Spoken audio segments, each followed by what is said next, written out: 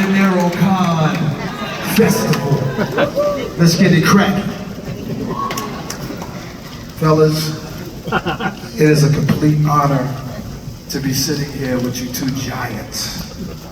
I gotta say, I'm living a dream to be here with you guys. What you've done through the span of years is you can't compare it to anything. It's Marvin Gaye, it's Sinatra, they were top tier in music. I feel like in art, you should flow and be free. And these two artists had a big impact on me. And in film and cinema, I hold you guys, they are like top tier, like nothing else out there. So I have to say that, get that out there. So I got some questions. Okay, Mean Streets, phenomenal, incredible film. Incredible film. This film was released October 14th, just 1 month after I was born. I was still growing my fingernails and hair. You guys were telling a realistic story about the city that I was about to learn and grow up in. And New York City's changed a lot since the 70s, but the film still holds up because it taps into something fundamental about the city's essence, the struggle, the hustle, the dreams, the loyalty, and what it is. What is it about the film that speaks to the timeless spirit of New York? That's for you. I never thought of it as one place. I mean, for me, the city is, in a sense, and I have traveled extensively, many places around the world, but for me, this Manhattan is the universe. And so everything I see and everything I react to is filtered through my experience in the city. The city has changed a lot, there's no doubt about it. I mean, just look at the neighborhood that we shot the movie in. Is now a very chic neighborhood. It's very, if you had told me back in 1961 that it was going to be, incredible couture places and all kinds of, it really would have, no one would have believed such a thing. We had imagined that the place would have been leveled, like the 5 points ultimately was leveled. Seriously, the old buildings, they take everything down. This is New York. But getting out of that, I mean, really, the point is that all I could do was see what was in front of me and what I was experiencing growing up down there with different cultures, not really knowing who we are, whether American or Sicilian or Neapolitan. We just couldn't quite figure it out. Being part of a almost tribal society coming from Sicily for me. And then at the same time, 2 blocks away, there was this place that eventually I found, which was NYU. That literally about 5 or 6 blocks down Houston Street, going from east to west. And it was in another world. So the opportunity was there. But we were mired in a world, I think, that was very primal and had to do with blood and trust and loyalty. And that was the key. And I saw this go through. I saw my father go through it. I saw my uncles. I saw my brother, my mother, all of them go through and live this way. So that's one aspect of it. And I think no matter what the immigrant group is, the immigrant experience, I think it's generally the same pattern in a way. Who are we in this country? What are we? It's a great experiment. Will it continue? Can we make it continue? But I think it's really trying to find ourselves, and somehow this picture came out of it primarily because I was trying to figure out what the hell was going on in terms of pretty rough street stuff, organized crime, some very good people, some very nice people who didn't have the opportunity for education, and all living under this oppression of organized crime. And at the same time, there's the church around the corner. So I think, for me, because I had asthma, they would take me to the movie theaters, and I would escape into movies, but in the theater, but at the same time into the church. And there was this one priest who made a big difference in our lives. He was very young and tried to explain to us that education, and gave us books to read, music to listen to. And bottom line is that, basically, you don't have to live the way they're living, in a way, to be stuck and oppressed this way. To utilize the opportunities if you can. But in any event, it was always the Mean Streets is about this too, which is about the idea of Christian ideals within a world which is totally corrupt. So that was the impetus of it. And whether it has to do specifically with New York, that's for me. But I know it's a universal story, I would think. Wow.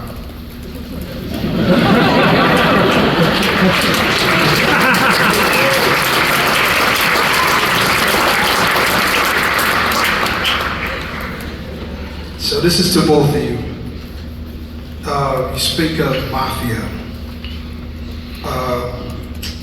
Yeah. What do you remember most about the atmosphere and the energy making Mean Streets? Did you need to get permission from the guys in the neighborhood to shoot with you?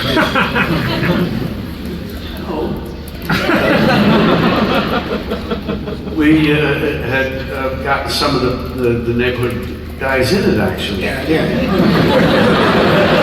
Nice guys. Not like, obviously, people who are on an upper echelon, so to speak, not gonna have their picture taken. You're not gonna, you gotta watch where you put the cameras. That's amazing. I did have a couple of guys, like we wanted to shoot in, Bob Miracola's hallway, right? So we did up in Mulberry Street, the building's still there. And, we're shooting in there, but we had to pay. My father had to go talk to the guy who owned the building. And, we didn't get much sympathy from them. Basically, my father saying, it's a kid from the neighborhood, come on.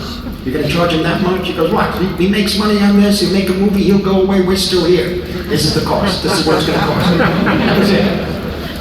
So there was no romantic, sticking together, it was like, you pay. The San Gennaro Society, we had to pay. Francis Coppola gave us $5,000 for that. Because we couldn't shoot in the festival, because, we had to contribute to the San Gennaro Society. Not saying anything, just... And as soon as we sold the picture, I gave him the money back, Francis, $5,000. It was great. Amazing.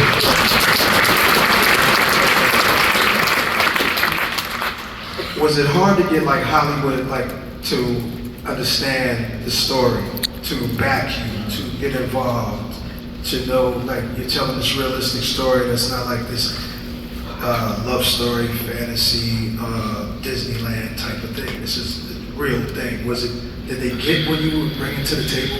Was it hard to get this distributed? They don't care. It's actually, I think, Marty, tell me if I'm wrong, maybe you should even answer this, but Jonathan Tappan put the money up for it? Jonathan Tappan got a gentleman named E. Lee Perry to give us the money. It was $650,000 at the time. And it was independent producing. And I didn't even think, I always tell this, but people don't believe it. I don't even think it was going to get distributed. I just thought we would have it on a shelf somewhere, and one day, because I knew the cinema was changing in America, I knew one day it could be shown somehow, and then people would get a sense of what it really was like back there in the 60s and early 70s, the Lower East Side. But it turns out that Warner Brothers really liked it. It was John Calley and Ted Ashley. They really liked it very much, and they bought it right away. Smart guys. Smart people. Your first feature film and the film soundtrack. I gotta say, you are the best at putting music in movies.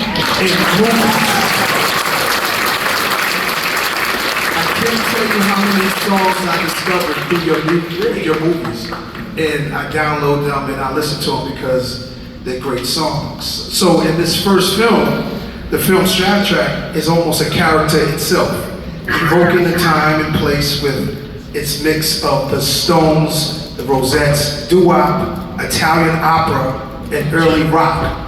How did you go about choosing the songs? What role did you see music playing in establishing the film's atmosphere and authenticity? Did you feel like you were also documenting a slice of the city's musical history? Well, I think, Bob, you know that when we were downtown, because we kind of knew each other when I think we were 16. Where did you hang out? Maybe you could... Yeah, two blocks south of where you were, right where we shot actually, at Main Street, Mulberry Street, that area. The music was there. That was all the music we heard in the jukeboxes and the neighborhood. But Marty, you know so much about music and everything, more than I do. But those were you were using the songs that we knew and felt, plus others maybe, but that's what it was. I mean, basically, music was, television was still something that was not the way it is now, so it was a small screen. We saw movies on TV, some comedy shows, but bottom line is, music was the key. Music came out of, I always talk, in the summer, there was never any air conditioning, so sometimes we slept in the fire escape, and the guys across the street would be playing, big band music, and then opera would be coming out of somebody else's window. And then there's the Ronettes playing in the jukebox, and it's echoing. There's Tony Bennett down the block. I mean, all of this was really what had happened was it became a soundtrack to our lives that we couldn't imagine a quiet moment. Quite honestly, it's very noisy living together that way. Even in the middle of the night, the trucks going by, the garbage being collected, people yelling. It was a constant Bruegel-esque kind of world, but primarily always there was a soundtrack to it, and that soundtrack was unlimited. I mean, even jazz coming in at that time, the 50s, late 50s, it was quite something. Between that and popular music and rhythm and blues, but then, the girl groups coming in, and then Motown. I mean, the film actually kind of took place in effect, it really is 1963. It was about a month before Kennedy was killed, when the story that it's based upon actually kind of happened. And so the music that's in my mind is always there. Okay, I got the Rolling Stones, I got the British, I slip and slide a little bit with that, but primarily music conducted our lives, including liturgical music in the church. Speaking of the Stones, you got the Rolling Stones music in your first movie. I mean, you wasn't really Martin Scorsese just yet, and they were the Rolling Stones. I don't know how he did. It was Jonathan Taplin. I think we were able to pay the sync license for I wanted 3 songs. We got 2. Yeah. That's great, man. That's insane. I mean, the doo-wop stuff, I think we got pretty good, the Nutmegs and, Johnny Ace and stuff like that. We got a fairly good deal on it. Don't forget the whole film cost $650. So whatever it was that Jonathan did, it was amazing. That wasn't a lot of money back then. $650 was not a lot of money. No, $650,000 was not a lot. I guess I don't know, today an independent film may be being made for $5 million, maybe, that would be the equivalent. I may be wrong on that, but it was quite low budget.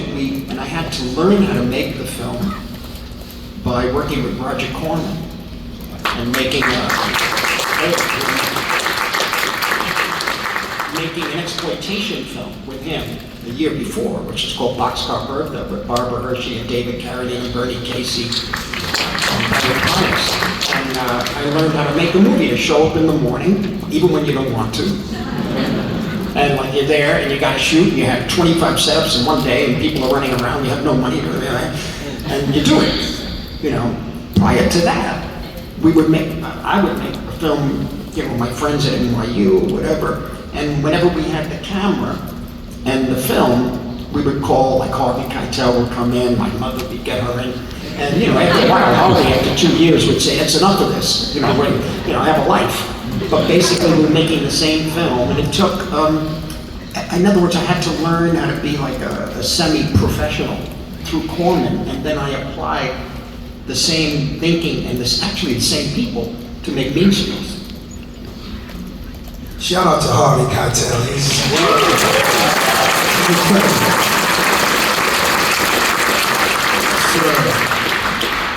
This is to you, Mr. De Niro. This was the first of many legendary collaborations. No, wait. I need to know about your character, Johnny Boy. Johnny Boy, there's a Johnny Boy in every neighborhood. I knew a few Johnny Boys coming up for sure. Did you base or model the character after a real person? How did you prepare for that role? That's a question I'm gonna let Marty answer. I haven't had but Marty, because how he conceived it and so on. Well, it's based on, all the characters are based on 2 or 3 very, very close friends, and part of myself too. And it is, the shooting at the end did occur. I was in the car, I missed it by 5 minutes. I left the car. Luckily, my friend was with me. He said, "Oh, let's go home." We went home. Next thing you know, the car was shot up. And in those days, guns were not as prevalent as they are now. So it was unheard of to have a gun in that neighborhood because of the organized crime. They don't want any attention brought to them, untoward attention. Like, "You crazy kids, you bring in the police in this neighborhood." Get out of here, you, don't ever do that again. So, guns were anathema. And something happened, and whatever, and we're lucky. And I went backwards from that because we could have been killed that night.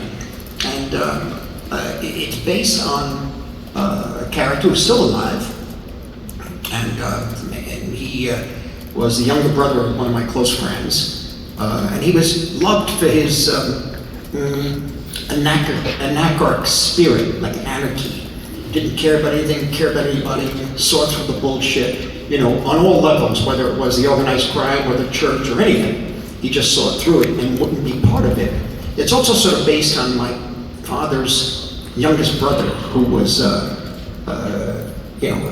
tough street guy, and his nickname was Joe the Bug.